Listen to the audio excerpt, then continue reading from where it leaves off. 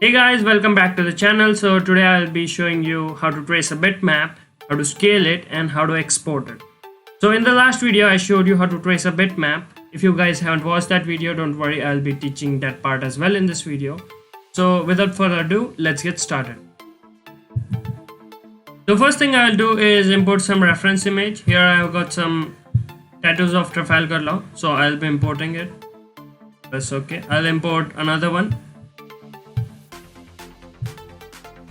Press open. Okay. So next thing I'll do is trace a bitmap. Go to Autotrace. Press update to see how it looks like. Press OK. I'll do the same thing with another image.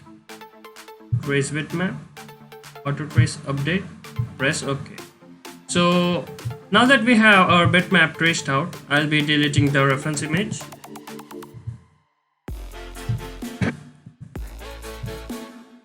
So in the bitmap, as you can see that these stickers are grouped together.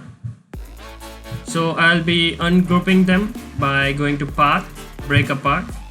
So as you can see in this sticker, this is made up of various layers. So I'll group them again. So I'll be using shortcut key Ctrl K to combine and Ctrl Shift K to break apart. Ctrl K. And I'll do the same thing with other stickers too. Ctrl K. Ctrl K. I don't need this one because I've got another one for this. So I'll be deleting this. So we'll do the same thing with this one too. I'll break it apart. Ctrl Shift K. And I'll group it with Ctrl K. So I need this only sticker from this group. I'll be deleting this. So now that we are done with separating our stickers, I'll show you how to scale the image. So first thing I'll do is turn on the grid page grid. Okay, so now that we have grid turned on the top you can see the scale in millimeters. You can change the scale to centimeters by going to document properties, change the scale. You can also change the page size here. So we'll keep the page size as A4 for now and millimeters.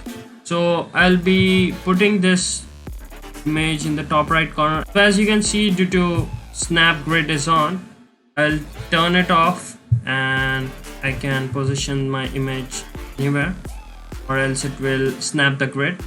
So now I'll scale the image according to my need using this arrow.